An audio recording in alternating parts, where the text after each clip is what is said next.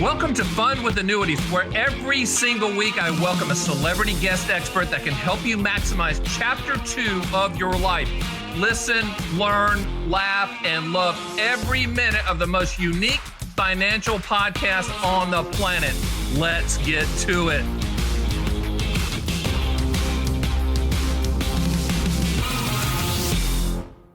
Welcome to Fun with Annuities. I'm your host, Stan, the Annuity Man, America's annuity agent, as you well know. Boy, do we have a good guest for you today. His name is Rick Ferri. Let me tell you a little bit about him, and that is, the spelling is F-E-R-R-I. I'll have all his information, as you know, on my site at theannuityman.com. He'll have a permanent page there. And I want to just welcome all the people on the major podcast platforms and on the Fun with Annuities YouTube channel, where you can see Rick and I looking at each other. He is I tell you what, this is a person that is unique, and I can say that with confidence. This is a retired fighter pilot, former stockbroker, adjunct college professor, founded a firm for low advisory fees, and now has a hourly consultant advisory firm, which he's backed up and booked forever.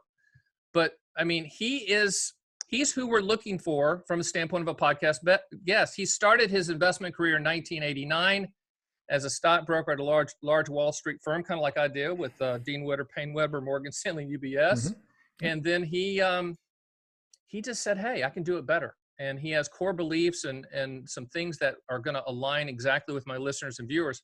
Hey, Rick, thank you for joining Fun with Annuities. I appreciate it. Thank you. Thank you, Stan, for inviting me. I appreciate it very much. So we're not going to talk initially about investments. We're going to talk about fighter piloting. Okay. So can you give us the story there? Because I went to the Air Force Academy briefly in my career, so I know what you did and what it takes to be who you are. So can you give us the elevator speech on the fighter pilot background? Well, I graduated from college at the University of Rhode Island in 1980. And back then there was I want to say a 13% unemployment rate. And it was not a very friendly job market, but one of my buddies from high school had gone in the military, had a good experience with that after high school. And I was an Eagle Scout, and I was always into, camping and doing things outdoors. So I decided I was going to go into the military, and I looked around at the various services, and the Marine Corps aligned with what I wanted to do, the few, the proud, kind of the do more with less, do everything with nothing mentality that they had. And so I joined the Marines. I went to Quantico, Virginia, officer school, and they said to me, would you like to fly a fighter aircraft? And I said, sure. Yeah, what the heck? Right, I'd never flown before in my life, but yeah, we'll try that. So I took the exams. My eyes were good, luckily, and they went through the medical thing, and was accepted into flight school. Went down to Pensacola, Florida, which is Navy flight school. Yep. Which is all the Marines go to Navy flight school, and there is the first primary training, and they throw you through a bunch of drills. This is all the things you see on TV about, turning off all the lights and putting you in what looks like a tin can and throwing you underwater upside down and say, okay, get out, all of that stuff. So did all of that and got through it all, took the battery of exams and somehow passed. And they did a psychological exam and I somehow passed that as well. And they sent me to start flying airplanes, and I did well enough so that they sent me to advanced fighter aircraft later on when they were selecting, and I went down to Kingsville, Texas, where I met my wife of 40 years and still married, and got my wings about a year and a half later. I do a lot of carrier landings and a lot of air-to-air combat and shooting things and just all the kind of fighter pilot stuff that you watch on TV and so forth. Did all that in flight school, and then went off to fly initially A4s and then A6s.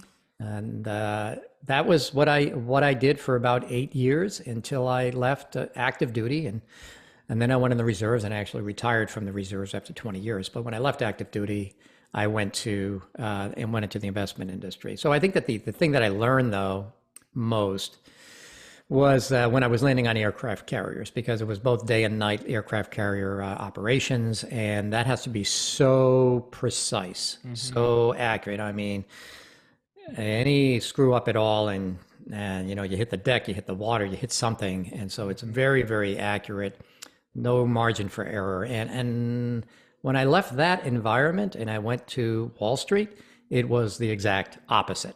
It was, Correct. yeah, that's good enough. We don't worry about these things, and accuracy was never something that we were concerned about. And you do what you do to make your money, and that was completely foreign to me. I mean, I really didn't understand that. So that was one of my initial reactions to Wall Street when I went there from that fighter pilot and environment.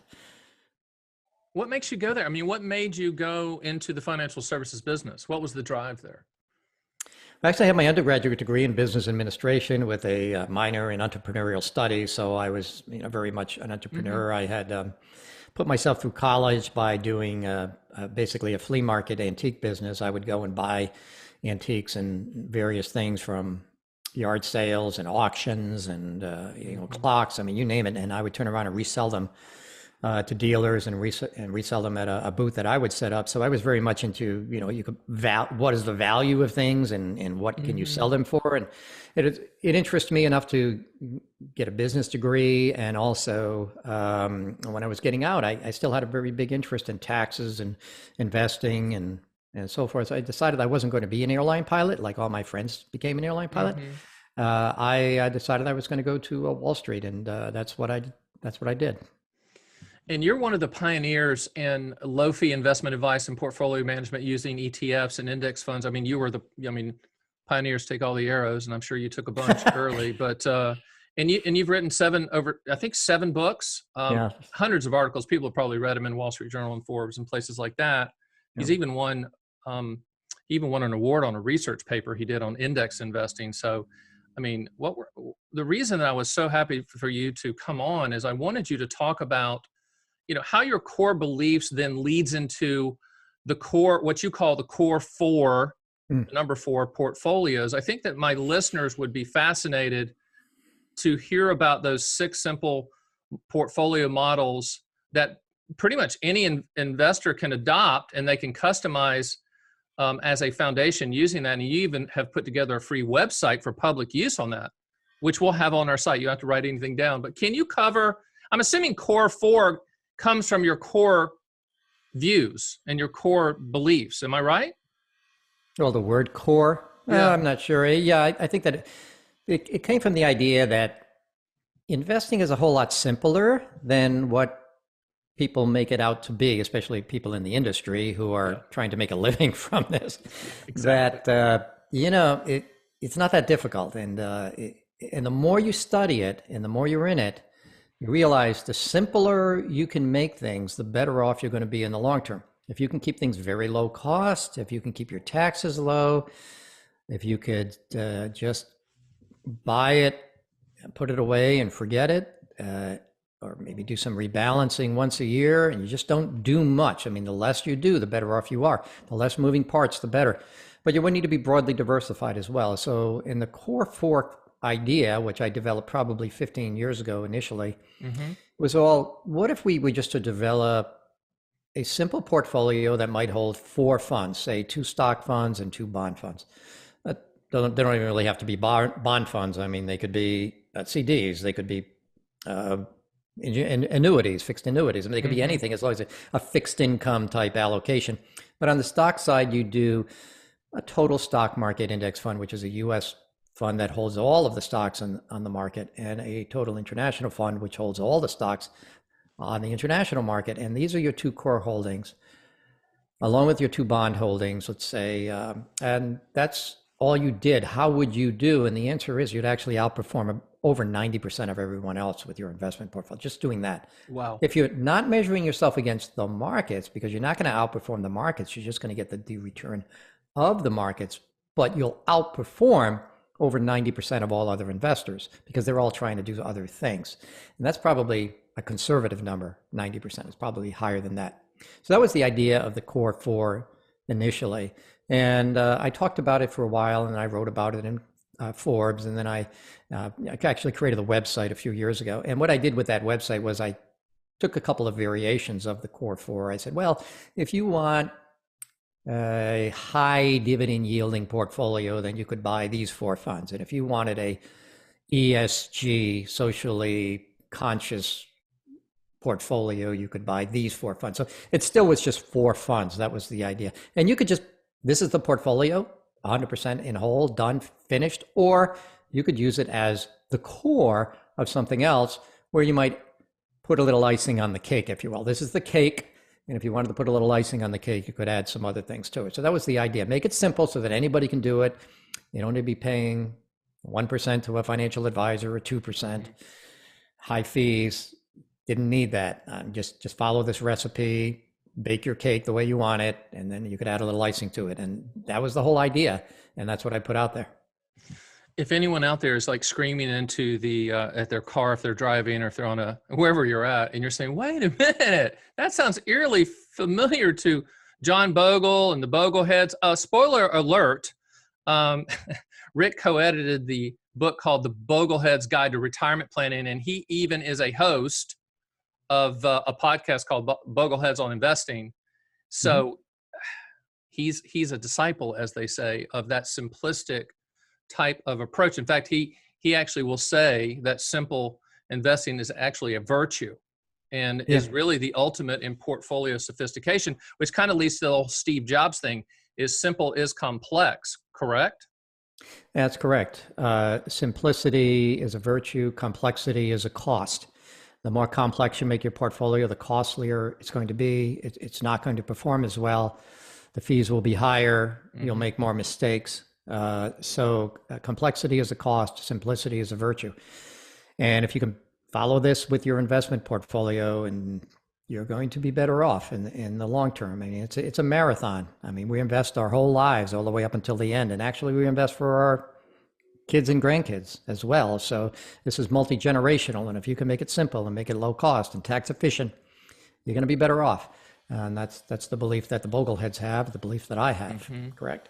Well, and what I like about all of this is the funds and the ETFs that Rick is talking about, they're widely available everywhere, whether you want to do it yourself or with your brother-in-law that's managing your fund, whatever it works, whatever works for you. That's what I like about it. It's simple, it's tax efficient, it's broadly diversified, it's low cost, and it works. It works. It works.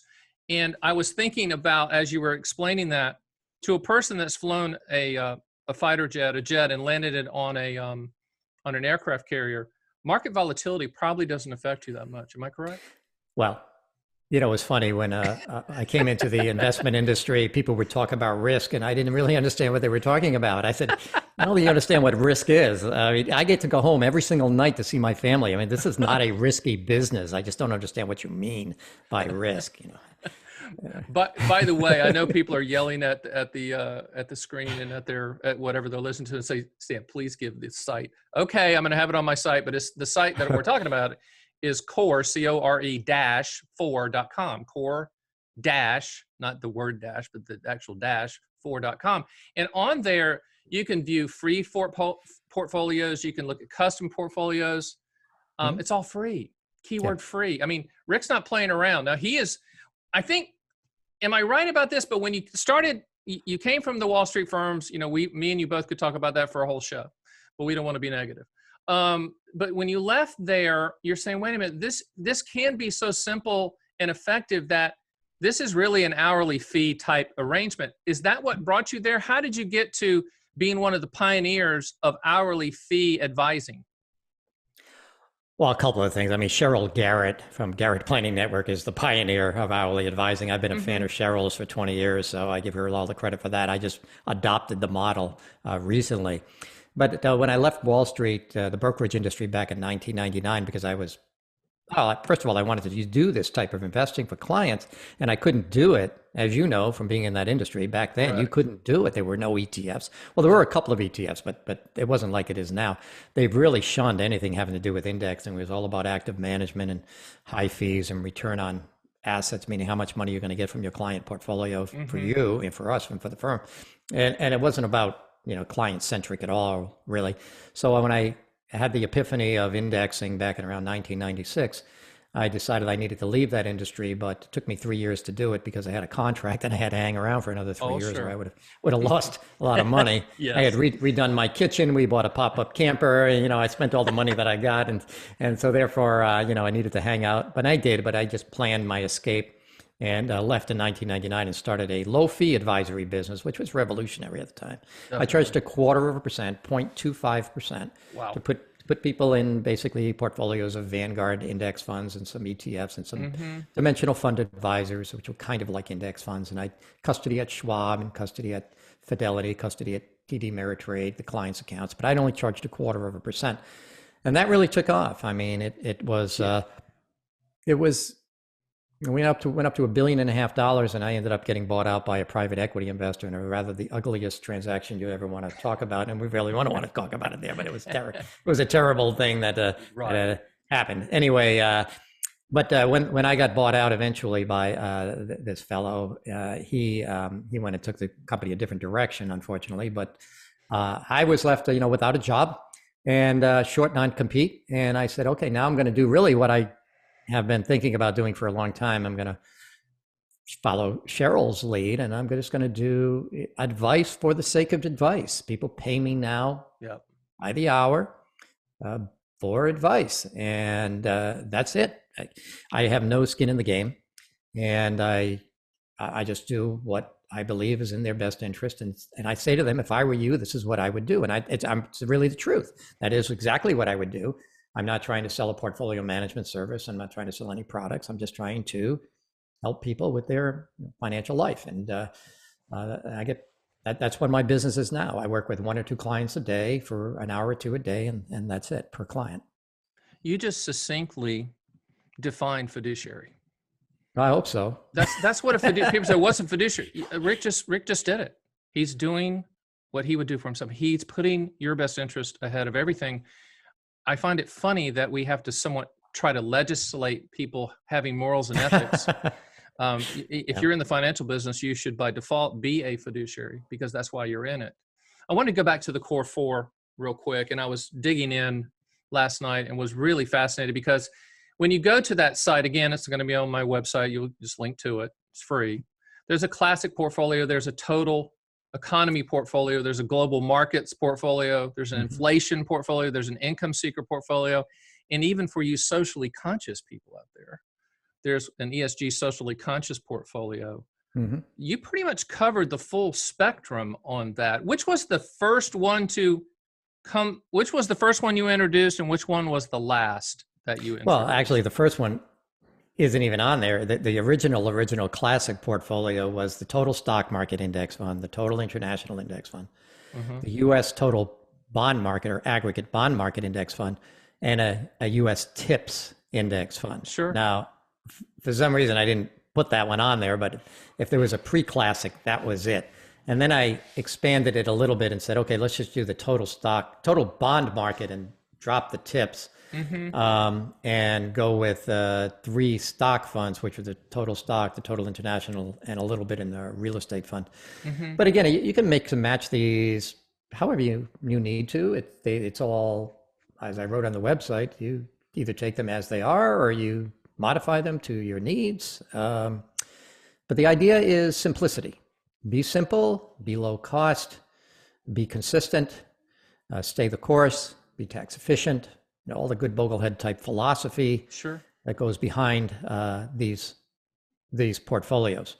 And there's also funds that do it all. I mean, you could just buy a balanced index fund or a life strategy fund from Vanguard, and it's pretty close to the same thing, only you don't have to manage the portfolio yourself. They'll do it for you right there through the life strategy fund. So there's other ways of doing it as well to be very simple. But this is the idea. Be simple, be low cost. With that being said, with over 5,000 mutual funds and over 2,000 ETFs, and counting, choosing amongst those can be really hard to do. On your site, you list kind of a 4-step, it's actually a 5-step process. Can you kind of go through that, knowing that, and everyone knows that everyone's situation is customizable, but can you go through the steps, the 5 steps that you laid out? And once again, it's on his site, but I think the viewers and listeners would be interested for you to explain it since you came up with it. Well, great. Well, could you tell me first what the steps are, and I'll go. Absolutely. So we're going to do it. Okay. I'm Step number 64, one so I is don't remember everything I wrote. select a portfolio strategy.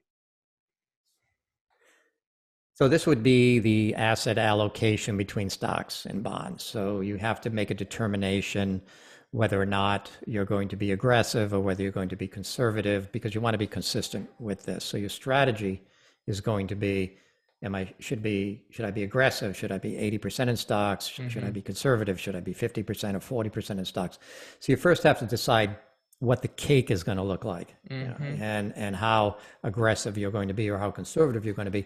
And that's based on two factors. Number one, what kind of a rate of return do you need? Do you need a higher rate of return? Do you need a higher rate of return? I mean, are you required to get a higher rate of return because you're really not able to save that much and you really need to get more? And that you would need to have a higher allocation to stocks.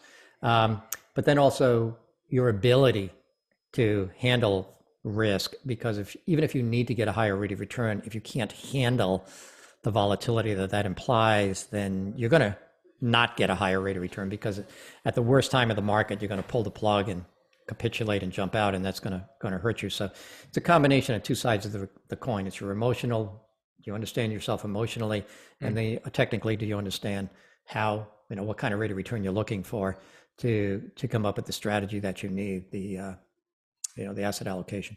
Step number two is choose a stock and bond mix. Now, you do have a link to the Vanguard questionnaire on there, which I think is good. Okay. So let me reverse myself. Let me back up that. I apologize. So the strategy would simply be going to be active or passive. Sure. So I apologize for that. So this is actually, I already answered step two. So this is step one.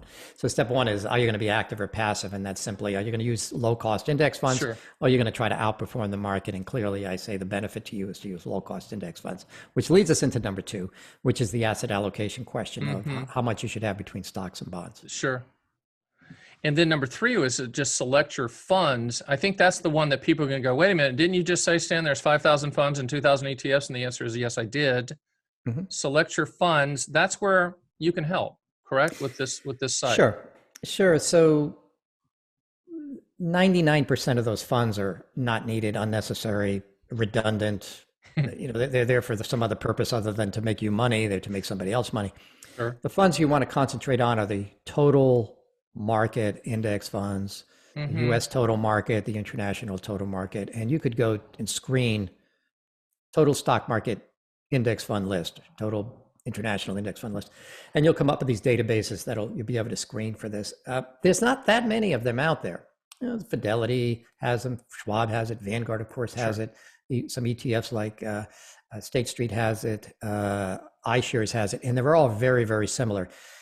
You look at the underlying index that they follow, and they're all very similar. They all have at least 2,500 stocks, all the way up to 4,000 stocks. They're all low cost. So really any of those would work well. Same thing on the international stock fund. You do a total international, be the same thing. You'll get a laundry list of funds and ETFs that track the entire international market, which is maybe 6,000 other companies not in the US. Fidelity has one, Vanguard has one. There's a number of them out there. Some of them include emerging markets. Those are the ones I like. So it's both developed markets and emerging markets in one fund. So there's probably 5 or 6 really good, very low cost funds that are available by different vendors, that different fund companies that are available to you. And on the bond side, there's total bond market is offered by Vanguard, by Fidelity, by Schwab, iShares, State Street. There's BlackRock has. There's a lot of different total bond market funds. And again, on the fixed income side, it could be different. It doesn't have to be a bond fund. It could be a CD ladder. It could be annuities, fixed annuity. It could be a lot of different things on the bond side. But these are the core funds that you're looking for, and the differences between them are not much. The fees are all very, very low. Like in the stock funds, they might be 0.03 to maybe 0.05%. They're all very low. International might be a tad higher than that. Bond funds are all going to be very low. And so you can tell when you're looking at the fund, the expense ratio, really whether you've got what you're looking for, because if the expense ratio is very low, around less than 0.1%, you're probably fishing in the right lake. This is what you should be looking for. You've partnered with a firm that offers something called a portfolio visualizer, which is step number 4, analyzing your selection or ongoing analysis of those selections. Yeah. Without thinking that people are going to go down the rabbit hole here, because we don't want them to do that, obviously. Tell us how that works and how you've simplified that. Well, the Portfolio Visualizer, again, is a free website, and you can just type in these exchange-traded fund symbols in there. Mm-hmm. And if you wanted to know what the performance was, which some people do, personally, me, I don't care what the performance was. It makes no difference to me. That's in the past. I have a good idea why I'm investing in these funds for the future. But I mean, if you really wanted to know, you could type them all into this free website, Portfolio Visualizer, and you could see this portfolio achieved X return with X amount of risk and had so much downside and so much upside during various market cycles, and you could look at it. Now, I don't really believe that that's, I mean, I can't even recall the last time I actually calculated. People do calculate that. I have people who I get on the internet and I can find people who calculate what the rates of return are of those portfolios, but I don't, and nor do I care, because I'm not. I guess I'm, after 35 years in the industry and 7 books and CFA and MBA and all this other stuff that I've done, and Masters of Science and Finance and blah, blah, blah, blah, and all the research, I realize that it doesn't really give me any information at all, what that happened. If I'm doing low cost and I'm doing diversification and I'm doing low taxes and I'm going to stay the course, I know what I'm expected to get out of that going forward. It doesn't really matter what happened over the last 5 years or 10 years. And quite frankly, it's really a distraction to go down that road. But since some people want to see, then it's there. And I did link up with them. Again, it's all free. It's not like there's any kind of a cost at doing any of this. That's what I love. It's no gotchas. Once again, before we get to step 5, because I'll let you knock that one out of the park. Step 1 is select a portfolio strategy. Step 2 is choose a stock and bond mix. Step number 3 is select your funds. Step number 4 is analyze your selections. And step number 5, Rick, invest your Core-4 portfolio. Yes. That's it. Now I know you're invest solid. You're pull the trigger. So in other words, don't just analyze, pull the trigger, right? Right. Procrastination. It's the last phase. So let me kind of talk about the 3 phases of this, or the 3 steps to getting this done. The first step is the philosophy, which is the what you had talked about, whether you're going to be passive or whether you're going to be active. If you're going to do index funds, you're going to be passive, low cost. So that's the philosophy that you're using. You're not going to try to outperform. And then there's the strategy. And the strategy is what we had talked about: how to select the funds, how to select your asset allocation, and then how to select the funds, and all of everything you need to do. And if you want to test it or look at it, whatever, but come up with what it is you're going to do. Now's the hard part. And the hard part is do it. Actually do it, get it implemented, and maintain it. This is excruciatingly difficult. The other stuff is interesting. I mean, there's an epiphany of the active versus passive side, step 1, where you say, oh, wow, I get this. This is great. This is wonderful. I get the whole idea. The clouds lift. I get the whole thing. And then you start digging into the details of, okay, how do I do this? How should I do it? What should my portfolio look like? What funds should I use? How do I mix all this stuff together? And you get to that point. This is what I should do. That's kind of, stimulating, brain stimulating, if you will. But now comes the hard work, and that is do it. Well, and that's in life. I mean, it's hard. it's hard to pull the trigger. Of the 7 books that you've written, and I'll read them off to the listeners and viewers. And once again, we'll have the link straight to his Amazon site so you can buy them. And the books are titled All About Asset Allocation. Another one's called All About Index Funds. Another The ETF book. 4th one is The Power of Passive Investing. 5th is Protecting Your Wealth in Good Times and Bad. 5th is Serious Money, Straight Talk About Investing for Retirement. And then the final one, The Boglehead's Guide to Retirement Planning. 2 of those jumped out at me, Rick, which is Protecting Your Wealth in Good Times and Bad, and then the Serious Money, Straight Talk About Investing for Retirement. Most of the people that are listening to this either thinking about retirement, in retirement, trying to spell retirement, but at least going in that direction. And then the other one, so we need to talk a little bit about that, but the good times and bad, which seem to always be around. Can you discuss the current environment and what people You know the fears people have. You talk to them just like I do. And Sure. what's your advice, Mr. Fighter Pilot? Well, this too shall pass. Uh, Look, investing, it doesn't come without risk. If you don't want any risk, well, you can't invest without risk, because even if you left your money in a money market fund, inflation is eating it away right now. So you have inflation risk. It's just living has risks. So money has risks. Burying your money in a mason jar is risky. So it's not. This environment is not different than any other environment. It's always unknown. There's always something you could point to that's bad. You can always point to something that's good. That's what makes a market. We have, interest rates right now are, I never say are going anyway. So I can't say, little tongue in cheek, I cannot say interest rates are going up because we don't know that. Now, we think interest rates are going up, but we don't know interest rates are going up. And so many people have been hurt because for 15 years, they thought interest rates were going up and interest rates went down.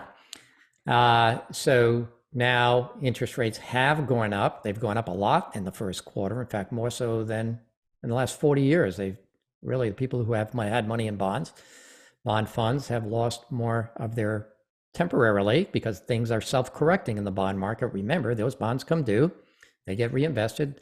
Money coming in now, the dividends and interest coming in from cash-paying securities get reinvested at higher rates. So it becomes self-correcting, self-righting. Doesn't happen right away, but it does happen. So this is a shock to a lot of people who had not seen bonds lose money. I saw it back in 1994, pretty substantial losses in fixed income. But I was there. Yeah, but not as bad as actually it is now. It's a little bit worse now, at least up until today. And again, I don't know what's going to happen from this moment forward, but that's what has happened. And stocks have come down some.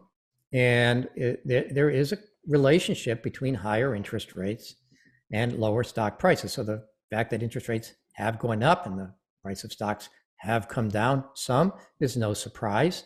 If interest rates continue to go higher, it could be stocks will continue to go lower. However, if it doesn't, that doesn't happen, on the plus side, you've got a tremendous amount of cash sitting on the sideline that needs to be invested. Even my clients' portfolios, just overly stuffed with cash and waiting to invest in bonds and stocks.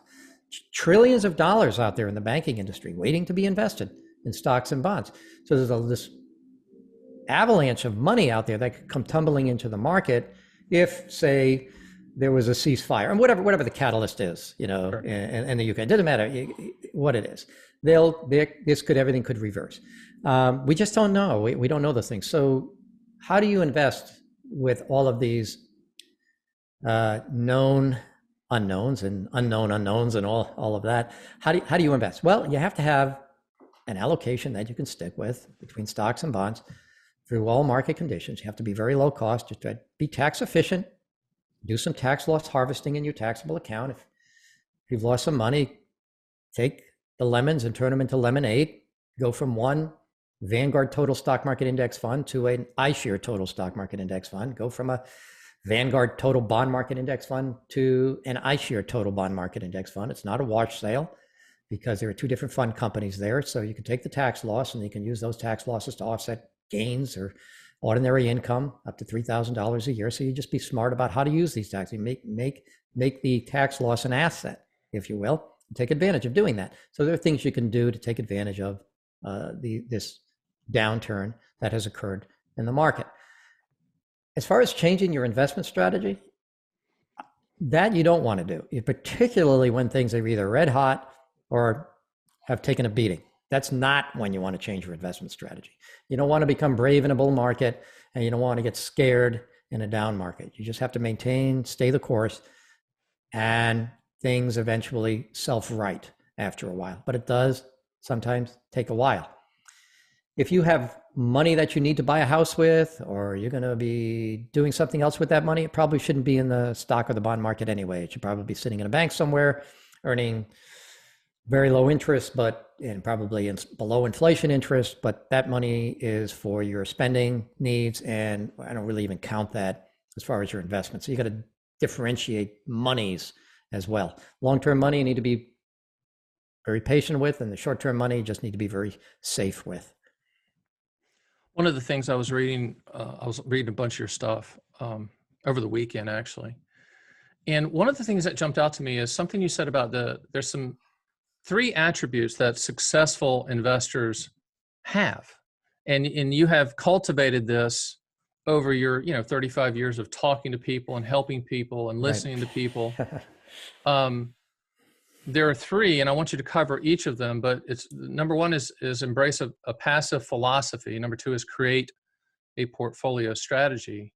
Mm-hmm. And then the hardest one, maintain discipline. Now, for a Marine like you, that's an easy one. For the rest of us, that's the tough one. It is. That's an easy one. Well, a lot of my Marine Corps friends, unfortunately, who were flying jets, unfortunately, are not around today because they didn't maintain flight discipline. But okay, sadly. But let's cover we kind of talked about passive philosophy and portfolio strategy. Can we talk a little bit about the discipline and the diehard discipline that you talk about, sticking with the plan? That's easy to say because we've all started and stopped and started diets and written down first of the year goals. But investing, this is legit. This is real. This is game time. How do you tell people to do that? Yeah. So, the 3 things, the philosophy, the strategy, and the discipline, are really taking what you initially started with, about the 5 things, and I sort of boiled them down to 3. So I took the asset allocation side and the fund selection side, and I packaged it together into strategy. So I took that and made it 5, and I made it 3 here. So you can see the evolution of this as I try to get even simpler and simpler when describing the approach. But again, discipline is 2 sides. The first side is getting it invested. You have to actually implement it. So the first part of discipline is, now that I've got the strategy, I've got my plan, I know what I want to do. Getting it implemented is difficult. How do you tell people to get over that hump? I mean, what do you tell them? You have a person on the phone and they just keep hemming and hawing, and this is, you've had a couple of conversations with them. I can't get them to do it. I can't. It's good answer. It's like a physical trainer who says you've got to come in and work out if you want to get in shape, and they say, yes, I'm coming. I promise I am. I'm coming. I'm going to do it. I'm going to do it. And they never do it. Right?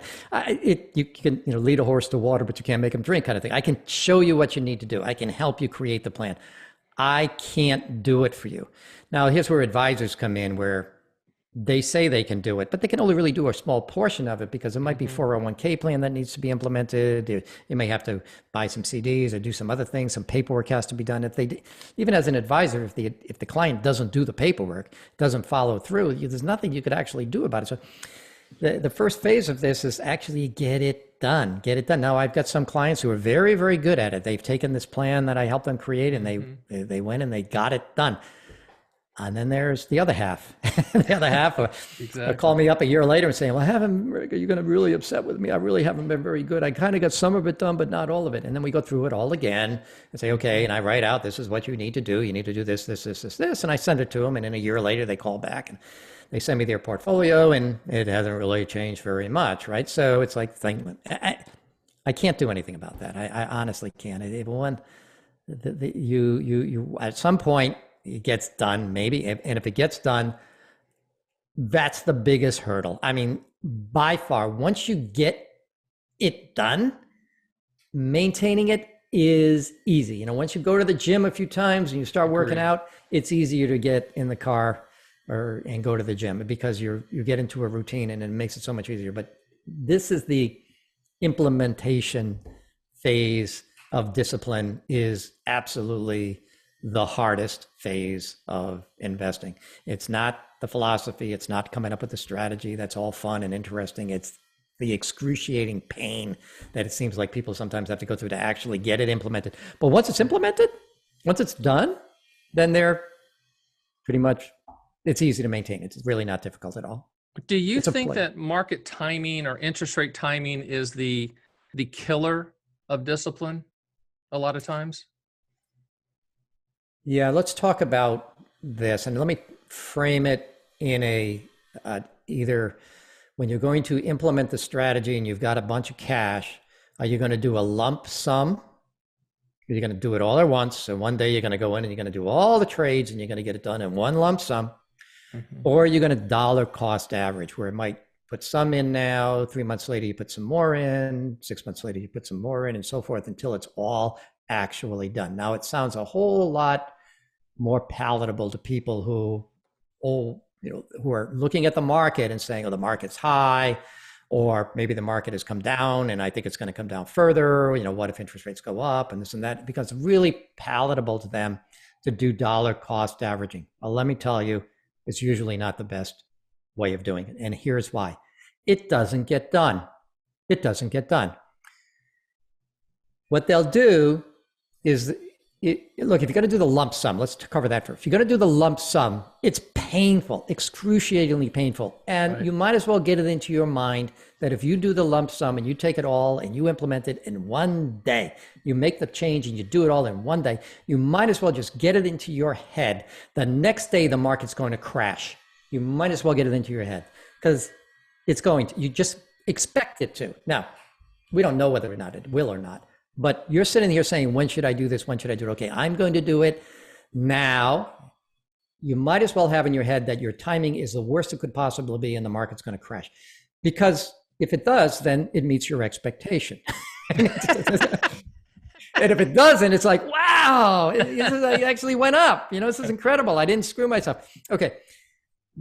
So you do it one time. It's one pain point that you have to get over, and it's a big pain point to get it invested. And no, by the way, statistically, that's what you should do. Mathematically, you should get it all invested at once, and don't worry about it. But people want to be able to do the dollar cost average because it just sounds better. Now let's go to the dollar cost average person. Okay, now I got to invest $1 million. I'm going to put $250,000 a quarter for the next 4 quarters. I'm going to start today. I put it in today. I got a quarter of it invested. 3 months from now, I have to go through the same excruciating pain. Yep. In 3 months, maybe that money will get invested, or maybe I don't like what I see going on in the world. Maybe I don't like this election that's coming up. Maybe I'm going to wait until, in other words, it doesn't get done. So dollar cost averaging is a great idea. And if you could do it automated where somebody else does it for you or a computer does it, great. Where you have no say in the matter. That's great, like a 401k. Yeah, the money comes out of your checking, your check or your paycheck, and it goes directly to the 401k and it gets invested. Okay, you don't touch the money. That's great. Somebody else does it. It works. But when you have to do it, it doesn't work. It's hard to do. But once you rip the Band-Aid and implement it all at once, it's done. You're not going back. You're not going to change anything. You should expect bad things to happen after you rip the Band-Aid off. Mm-hmm. There's going to be some bleeding. Potentially. Sure. And you should expect that. Just expect that you're going to be wrong in your market timing. Expect that the market's going to work against you as soon as you rip the Band-Aid off. But here's the thing about ripping the Band-Aid. Once you rip the Band-Aid off, it's off. It's done. The account's invested. Yes, there may be some bleeding, but you're not going to change it. It's finished. You've allocated. You're invested. You're in the program now, and now you can go forward. Dollar cost averaging, you have to rip the Band-Aid off like 4 times or 8 times because you're putting this money in over a period of staging it over a period of a year or two. And it just ripping the Band-Aid off once is hard enough, but having to do it 4 times or 8 times is just way too hard for most people. Couple final questions, because this has been fascinating. I could talk to you forever, but I am interested with someone of your background and knowledge and just outlook on things. What's your take on Bitcoin right here? Not the blockchain technology is obviously, I think that's legitimate technology, but the Bitcoin tulip bulb, whatever you want to call it, I'm fascinated to know what someone like you thinks about that. Well, I don't know what the value of a Bitcoin is. To me, there is a cost to mining a Bitcoin, and that is a really fixed cost based on the amount of power that you have to use to mine a Bitcoin, and also the amount of capital you have to put in hardware to get this thing going. So there is a cost to mining a Bitcoin, and to me, at least the value of a Bitcoin should at least equal the cost to mine it, much like if you were going to be mining copper or gold or anything else. I mean, at some point, if it's not economical to mine Bitcoin anymore, then people would stop mining Bitcoin until it did become economical. So there must be some value to it because it is the currency in which these miners are paid for figuring out the algorithms and confirming the trades and so forth in the blockchain. So there must be some value to it. And to me, it's the cost to mine it. So there's so many miners out there, and you could get into the business pretty easily. Sure. By just downloading some basically free software and buying some computers and then hooking it up to the grid. But the bottom line is, it's hard to what is that cost? Is it 35,000, 36,000? I mean, there's a hash rate that tells us what the cost is. So then maybe that is the value, the true value of Bitcoin, and things kind of fluctuate from around that. But I don't know. Now, as far as using this in a portfolio, if you're going to treat Bitcoin as a currency, some sort of a global currency, that it's important for some countries, third world countries or emerging markets, if you want to be politically correct. This is a really an important technology that helps them transact business. But it's got a long way to go in this country and developed markets. And I say to people, if you're treating this as a currency, then are you going to put it alongside of your portfolio of yen and sterling and euro and Deutschmark? Are you going to add it to that currency portfolio? And they look at me and go, oh, well, what are you talking about? I said, well, you're telling me this is a currency. So that means you must have a currency portfolio, correct? And it's like they never thought about that. I'm like, well, how can you not have a currency portfolio if you're talking about buying this currency? And so they said, well, I don't really want a currency portfolio. I never really thought about having it. Should I have a currency portfolio? I said, no, you don't need a currency portfolio. In fact, if the world starts transacting in Bitcoin, if big companies start transacting in Bitcoin, it'll be part of the balance sheets of corporations. It'll already be in your portfolio. There'll be companies like Coinbase and so forth that'll be in the total stock market index fund. You're going to have exposure to it. You don't really have to go out and buy Bitcoin to do that. In fact, if you own a total stock market fund, you already own a little bit of this already. So that is a very good point. Definitely. One more question, but before I do that, I was writing down just kind of who you are. I'm just fascinated with the character that you are and the personality that you are, which is, I know my viewers and listeners are just loving this. But one last question. But before that, I wrote down fighter pilot, entrepreneur, visionary, 40-year husband, Boglehead leader, Rhode Island Ram, I know the mascot, former Marine, investment advisor expert, CFA, MBA, fiduciary, and all-around good guy. And with that being said, and I left out a bunch. Yeah, I used to be the Rhode Island table tennis champion too at one time. See, there you go. Ping pong expert. Table tennis, ping pong in the South, but I do this with all of my celebrity guests at the very end, and I never tell anybody this beforehand. But I think you can handle it, Mr. Fighter Pilot. You've seen something. you can do it. So we're going to come in and we're going to land this thing on the deck of the moving boat. Mic drop moment. What would you tell people if you had the mic for 30 seconds to a minute? Words of wisdom from Rick Ferri. Yeah, all this money stuff is not important. Your family is the most important thing. And if you take care of your family, everything else will work out. Happy wife, happy life. I firmly believe that. And that's where you should be concentrating your efforts. All this investment stuff, I wish I learned about indexing a long time ago so that I could have just done it with my portfolio, forgot it, and got on to those more important things. Tell you what, if you didn't write that one down, then rewind the tape. So, Rick, really appreciate you being on and a fascinating conversation. Hopefully you'll join us again in the future.